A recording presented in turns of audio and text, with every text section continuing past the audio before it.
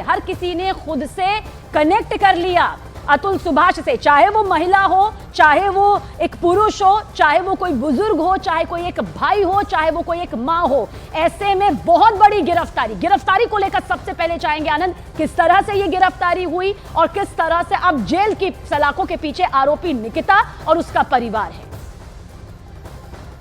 जी देखिए सबीना, इस पूरे मामले में जब बेंगलुरु पुलिस ने जांच शुरू की और जब बेंगलुरु पुलिस को ये जो वीडियो उनके हाथ लगा, सुसाइड नोट हाथ लगा, उसके बाद लगातार जो ससुराल पक्ष है वो पुलिस के रडार पे था। और हमने देखा कि किस तरह से जो अतुल सुभाष है उनकी सास लगातार मीडिया से बचती हुई नजर आई, एक दिन घर में ताला लगा के वो भागती हुई नजर आई और उसके बाद लगातार पुलिस जो है इन्हें चेस कर रही थी। गुरुग्राम से पत्नी की गिरफ्तारी हुई है, इसके अलावा इलाहाबाद से जो सास हैं और जो भाई है मतलब साला है उसको पुलिस ने गिरफ्तार किया है और इन तीनों को ही न्यायालय में पेश किया गया, जहां से कि इन्हें जुडिशियल कस्टडी यानी कि न्यायिक हिरासत में भेज दिया गया है। लेकिन जिस तरह से आप बता रही थी कि बेहद ही चौंकाने वाला मामला है हिंदुस्तान में कि कोई शख्स जो करीबन 1.5 घंटे का वीडियो बनाता है आत्महत्या करने से पहले, उसकी मनोस्थिति क्या रही होगी और उसके मन में क्या चीजें चल रही होंगी और वो कितना ज्यादा हरासमेंट का शिकार रहा होगा। यही वजह थी कि उसने point two point Atul Subhash ने अपनी पूरी कहानी जो है वो वीडियो के जरिए दुनिया तक पहुंचाई और उसके बाद करीबन 2 से 3 करोड़ लोगों ने इसे सोशल मीडिया पे इस वीडियो को देखा और उसके बाद अलग अलग तरीके की जो प्रतिक्रियाएं हैं वो देना शुरू करी। पुलिस के ऊपर भी शुरुआत से ही काफी दबाव था, यूपी पुलिस भी लगातार बेंगलुरु पुलिस के साथ सहयोग कर रही थी कि जो आरोपी हैं जिनके खिलाफ केस दर्ज हुआ है उन्हें जल्द से जल्द गिरफ्तार किया जाए। चूंकि अब तीनों लोग न्यायिक हिरासत में हैं तो पुलिस अब फर्दर कोर्ट में इन लोगों की कस्टडी के लिए एप्लीकेशन लगाएगी और जब इन्हें कस्टडी में लिया जाएगा तब सिलसिलेवार तरीके से जो आरोप लगाए अतुल सुभाष ने उन आरोपों की जांच की जाएगी। क्योंकि अगर आप देखेंगे तो अतुल सुभाष ने इस वीडियो में ये तक कहा है कि जिस शख्स की अच्छी खासी सैलरी है वो दहेज क्यों मांगेगा, और भी ऐसे तरह के कई तरह के आरोप जो है वो लगाए गए हैं। पत्नी को लेकर भी गंभीर सवाल जो है वो खड़े किए गए हैं। बेटे की कस्टडी को लेकर उन्होंने बोला है कि परिवार को दे दी जाए। यहाँ तक बोला गया है कि जो शव है वो ससुराल पक्ष को अंतिम संस्कार ना करने दिया जाए। इस तरह की चीजों का भी इसमें जिक्र किया गया था। तो आप सोच सकते हैं कि मनोस्थिति क्या रही होगी अतुल सुभाष की आत्महत्या करने से पहले, और कई दिनों से शायद वो डिप्रेशन का शिकार थे। ये जो पारिवारिक कलह चल रही थी या जो वो एक तरीके से दबाव में थे, उनके ऊपर कोई प्रेशर बनाया जा रहा था ससुराल पक्ष से, उसको लेकर ये तमाम चीजें हुई और उसके बाद ये जो वीडियो है ये सोशल मीडिया पर तेजी से वायरल हुआ। बिल्कुल आनंद, क्योंकि एक मुहावरा भी है कि मर्द को दर्द नहीं होता, लेकिन ये दर्द इतना बेइंतहा हो गया कि अतुल सुभाष खुद कैमरे के सामने आते हैं, अपना दर्द बयां करते हैं और बताते हैं कि पिछले कितने सालों से वो इस दर्द को खामोश होकर झेल रहे हैं। लेकिन इस बीच आनंद वो ये भी बता देते हैं कि जिस सिस्टम से एक उम्मीद होती है वो सिस्टम भी उस वक्त धराशायी कर देता है सामने वाले को, उसके इरादों को तोड़ देता है जब वहां से भी या तो रिश्वत की मांग या फिर उस पर हंसा जाता है। ऐसे में माना जा सकता है कि यहां पर सिस्टम के सामने भी वो दबाव था कि जल्द से जल्द ये गिरफ्तारी हो, क्योंकि वो खुद भी कटघरे में आ गया था। देखिए बिल्कुल सबीना, आपने बिल्कुल सही सवाल खड़ा किया है। जुडिशरी पर भी गंभीर सवाल अतुल सुभाष ने खड़े किए थे।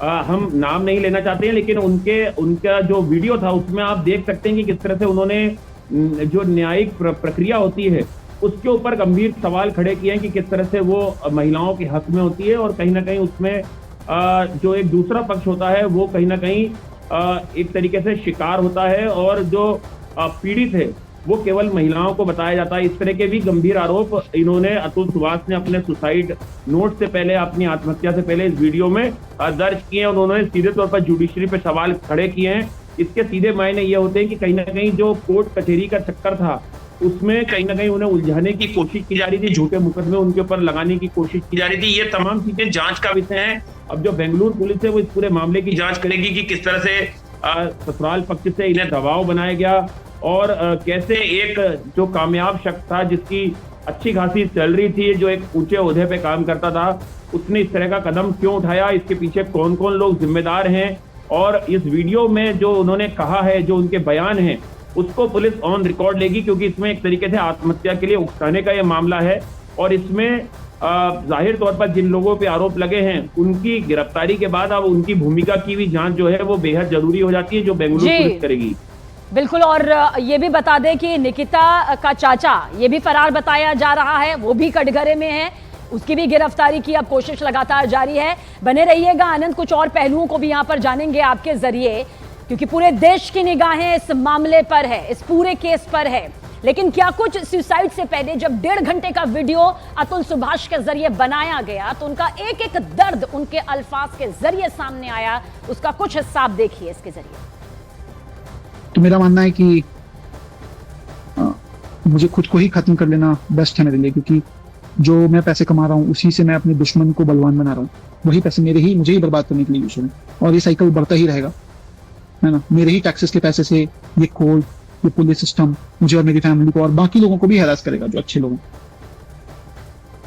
तो जो सप्लाई है वैल्यू का, उसी को खत्म कर देना चाहिए। मेरे मरे हुए शरीर के आसपास मेरी पत्नी या उसका परिवार की तरफ से कोई नहीं आना चाहिए।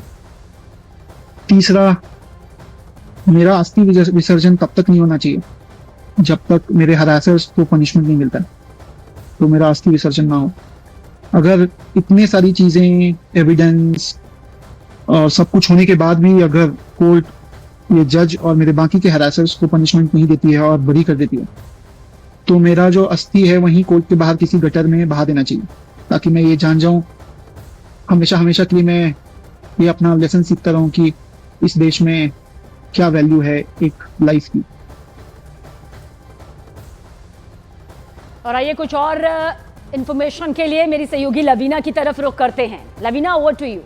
बिल्कुल सबीना, ये बहुत बड़ी खबर है। दर्शकों को एक बार फिर से हम जरा बता देते हैं कि किस तरह से एक बैंगलोर में काम करने वाला वो शख्स, पढ़ा लिखा कामयाब व्यक्ति जो सुसाइड करता है, और न सिर्फ वो सुसाइड करता है बल्कि उससे पहले जो वो वीडियो बनाता है उसे देखने के बाद पूरा देश सकते में आ जाता है कि किस तरह से वो अपनी पत्नी के साथ साथ तमाम परिवार के सदस्य जिन पर आरोप लगाता है, और वो ये कहता है कि एक लंबे समय से किस तरह से वो प्रताड़ना झेल रहा था। और इस पूरे मामले में सबसे बड़ी खबर यह है कि अब उसकी पत्नी और उसका भाई गिरफ्तार हो चुके हैं, यानी कि न्याय मिलने की शुरुआत जो है वो हो चुकी है, इसे कहा जा सकता है। और ये इस लिहाज से भी बड़ी खबर है, आप मनोस्थिति को भी जरा समझिए। वो व्यक्ति जो सुसाइड करता है और ये कहता है कि मेरी अस्थियों का विसर्जन तब तक ना किया जाए जब तक कि मुझे न्याय ना मिले, मेरे पत्नी को और साथ ही उनके परिवार के सदस्यों को सजा ना मिले। ऐसे में ये बहुत बड़ा एक्शन माना जा रहा है, क्योंकि लगातार पुलिस की तरफ से इस मामले में जांच पड़ताल आगे बढ़ाई जा रही थी।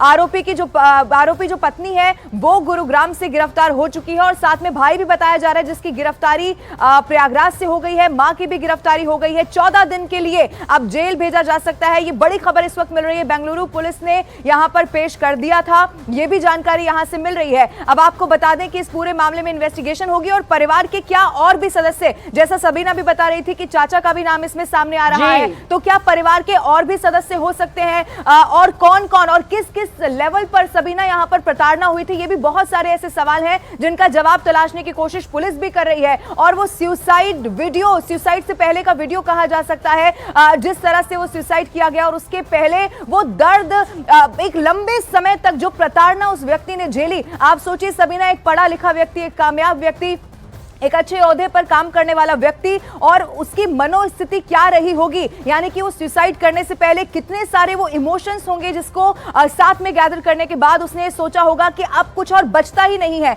यानी कि अपनी जिंदगी को खत्म कर लेना ही उसे उस वक्त मुनासिब उसने समझा, और उसके बाद उसने अपनी जिंदगी को खत्म कर दिया। इसीलिए कहा जा सकता है कि न्याय की शुरुआत हो गई है। आनंद तिवारी भी हमारे साथ मौजूद है। सबीना, आनंद, ये बहुत बड़ी खबर हम दर्शकों को बता रहे हैं। मां की गिरफ्तारी हो गई है, भाई की गिरफ्तारी हो गई है, पत्नी गिरफ्त में आ चुकी है, लेकिन और कितने लोग इसमें शामिल रहे होंगे? आनंद, जरा आप ये भी बताइए कि ऐसे मामले में कौन कौन सी धाराएं और लग सकती हैं, और कितनी कड़ी सजा इस परिवार को हो सकती है? देखिए रवीना, जो भारतीय न्याय संहिता है उसकी धाराओं के तहत ही इस पूरे मामले में मुकदमा दर्ज किया गया। जो नए कानून आए थे और उसमें आत्महत्या के लिए उकसाने के जो सेक्शन हैं वो भी पुलिस ने इस पूरे मामले में लगाए हैं। लेकिन अब सबसे महत्वपूर्ण जो जांच का पहलू है वो ये है कि जैसे ही न्यायिक हिरासत में अभी इन लोगों को भेजा गया है, लेकिन अब पुलिस इनकी फर्दर कस्टडी लेगी और इन लोगों को रिमांड पर लेकर इनसे सिलसिलेवार तरीके से पूछताछ की जाएगी। अतुल सुभाष ने जिस तरह से करीबन 1.5 घंटे का वीडियो बनाया और उसके बाद उन्होंने आत्महत्या की, उसके पीछे एक मकसद ये साफ था कि अतुल सुभाष जो लगातार प्रताड़ना का शिकार हो रहे थे, जो अपना दर्द, अपनी तकलीफ या अपना हरासमेंट शायद किसी से शेयर नहीं कर पा रहे थे, या वो एक तरीके से ससुराल पक्ष के इतने ज्यादा दबाव में थे कि उन्होंने जुडिशरी के ऊपर भी गंभीर सवाल खड़े किए हैं कि जो न्यायिक प्रक्रिया है उनके ऊपर उन्हें बिल्कुल भी भरोसा नहीं है। तो कहीं ना कहीं एक जो मानसिक स्थिति थी वो बहुत ज्यादा डिप्रेशन में थी, और इसी वजह से उन्होंने 1.5 घंटे का वीडियो बनाया और इस वीडियो को सोशल मीडिया पे वायरल किया गया। ये करीबन 2 से 3 करोड़ लोगों ने, जैसा मैं आपको पहले ही बता रहा हूँ, हिंदुस्तान में करीबन बहुत तेजी से वीडियो हाल में वायरल हुआ है, और उसके बाद लोगों ने अलग अलग तरीके की प्रतिक्रियाएं दी। बेंगलुरु पुलिस के ऊपर भी काफी दबाव था, यूपी में लगातार रेड्स हुई, यूपी पुलिस के साथ भी सहयोग मिला, और उसके बाद ये गिरफ्तारी की गई है। अब लगातार पत्नी से जो उनकी मां है और उनके भाई हैं, उनसे बेंगलुरु पुलिस सिलसिलेवार तरीके से पूछताछ करेगी। जो बिल्कुल, और आनंद, इसमें कौन से वो सवाल होंगे वो भी आपसे जरूर पूछेंगे कि किन सवालों का सामना अब निकिता और उसके परिवार को यहां पर करना ही होगा, जवाब देना ही होगा। और जैसा कि मेरी सहयोगी लवीना ने भी कहा कि बहुत से ऐसे सवाल हैं जिनके जवाब अभी आने बाकी हैं, लेकिन इस बीच ये समझना बहुत जरूरी है कि अतुल सुभाष भले ही 100% मानसिक प्रताड़ना झेल रहे थे, लेकिन इस बीच वो जानते थे कि अपने परिवार को किस तरह से इस बात से आगाह करवाना है कि अगर निकिता या उसके परिवार से मिलने जाते हैं तो यूं ही ना जाएं, कैमरा ऑन रखें, अपने साथ लोगों को ले जाएं, क्योंकि वो ये भी अपने परिवार को बताते हुए इस वीडियो में नजर आए कि खतरा उनके लिए बरकरार हो सकता है अगर वो निकिता से डायरेक्ट या सीधा मिलने के लिए जाते हैं। किस तरह से उन्होंने अपनी बात रखी इस वीडियो के जरिए, आप देखिए। मैं अपने माँ बाप और भाई को बोलूंगा कि बिना किसी कैमरे के मेरी पत्नी या उसकी माँ या उसके किसी भी फैमिली मेंबर से बिना कैमरा पब्लिक प्लेस के ना मिले। आपका रेप केस भी लगाया जा सकता है, कोई भी केस लगाया जा सकता है, तो बहुत ध्यान से अगर किसी भी बात के लिए मिले तो पब्लिक प्लेस पे मिले। बाकी और औरतें होनी चाहिए हमारी तरफ से जो जस्टिफाई कर सके कि कुछ गलत नहीं हुआ है, कैमरा होना चाहिए, तभी मिले। मेरी कुछ आखिरी इच्छाएं भी बताना चाहूंगा मैं। तो मेरी कुछ आखिरी इच्छाएं जो हैं ये हैं, ज़्यादा मुझे उम्मीद तो नहीं है, लेकिन अभी भी मैं अपनी वाइफ को बोलूँगा कि उसमें तो कोई वैल्यू नहीं है, मेरी वाइफ में खुद। तो मेरे बच्चे को क्या ही बड़ा करेगी वैल्यू के साथ। मेरे पेरेंट्स को मेरा बच्चा दे दें, वो उसको बेटर वैल्यू के साथ बड़ा करेंगे। और I think she should have done it with me, she should have given the child to me, but मुझे बच्चे से अलग रख के दुख पहुंचाने के लिए उसने किया है, जबकि उसे भी पता है वो बच्चे को रेज करने में अक्षम है। खुद ही बोली कि मैं बच्चे के पाल परवरिश के लिए पैसे भी नहीं है अगर तुम्हारे पास, तो हमें दे दो बच्चा, हमें मेरा आखिरी अंश है, मेरे माँ बाप को दे दो, वो बहुत नाजों से पालेंगे उसे। और मेरा भाई एक बहुत अच्छा आदमी है, वो भी पालेगा उसे।